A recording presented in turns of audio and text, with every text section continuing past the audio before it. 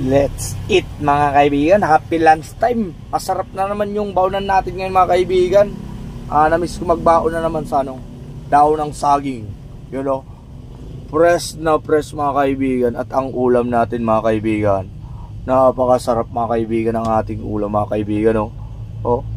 Tortang tunsoy mga kaibigan. Yung isda na mamurahin mga kaibigan, kasi napakamahal ng isda ngayon. Kaya mumurahin lang doong isda mga kaibigan, tinurta natin. Pwede rin turtahin yung isda mga kaibigan, hindi lang yung talong. Karamihan yung alam nito ay yung ginagawang sarsado. Sa atin mga kaibigan ay tortang isda, no? Bagong pauso yan mga kaibigan, no? May itlog at may kamatis. Try na natin kung masarap talaga mga kaibigan.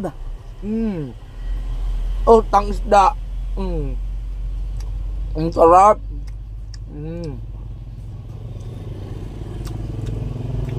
Tunsoy ang tawag nito mga kaibigan sa Bicol. Tunsoy or lawlaw, ewan ko sa Tagalog mga kaibigan. Hindi kasi ako lumaki sa Maynila kaya hindi ko alam ang tawag nito. Pero masarap mga kaibigan, mura lang. Tirang ulam namin to mga kaibigan kagabi. Kagabi prito lang siya. Ang sarap yan kagabi mga kaibigan, prinito ko lang. Tapos kaninang almusal mga kaibigan, ginisa ko sa kalunggay. Yan yung almusal na mga kaibigan kaninang umaga. Masarap kasi sa almusal ay may kunting sabaw at may gulay. Tapos na iniwalay ko yung 4 na piraso para ulam ngayong lunch mga kaibigan. Ito na mga kaibigan, ibinabad ko yan sa itlog mga kaibigan. Tinanggal ko yung ulo at yung buntot. At may kamatis siya mga kaibigan, pambagay.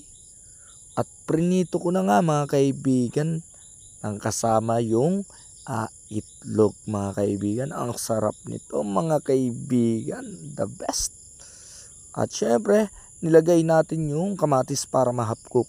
At ayun nga mga kaibigan, tortang isda na mga kaibigan. Kalahating kilo mga kaibigan, bili ko lang 40 pesos. San ka ba mga kaibigan? Tipid na, busog ka pa.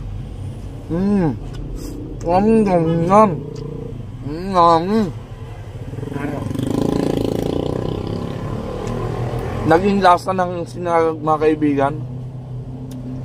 Lasang sinangag na yung ating kanin. Bagay na bagay yung kamatis. Masarap yung blend din ng itlog at isda. Try nyo mga kaibigan, yung ganito, tortang isda. Mga kaibigan, baka dito nyo lang ito napanood. Tortang isda for real. Ang sarap.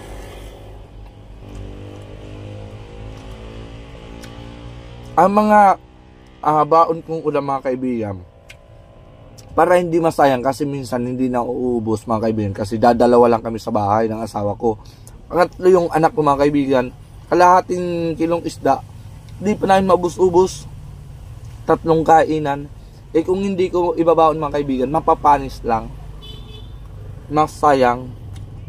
Kaya ganito ang ginagawa ko minsan, no? Kasi pag mahirap kaibigan, hindi pwede magsayang ng pagkain.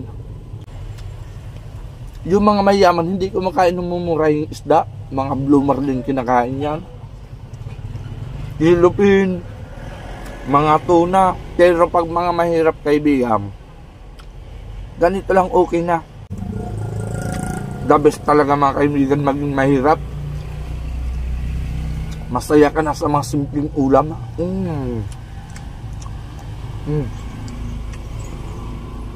Ang dami.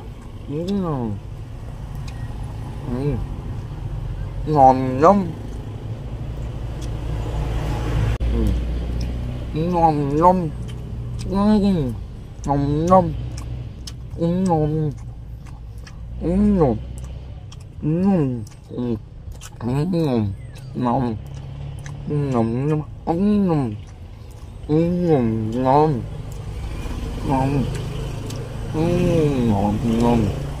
Ngon. mas lalo tayong sisipagin nito mamayang hapon pag nagtrabaho. Kasi masarap yung kain natin ngayong tanghalian, mga kaibigan. Ganyan yan, kailangan mong kumain ng masarap para ganahan kang magtrabaho. Kasi yung iba dyan, tinatamad-tamad eh. Minsan matamlay. Kasi yung iba, sa sobrang tubig, hindi na kumain. Tayo nagtitibid, pero kumakain tayo mga kaibigan 3 beses sa isang araw.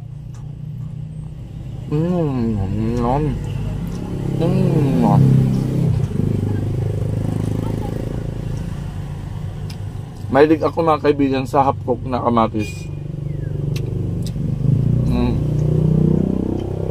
Kamatis lover ako eh.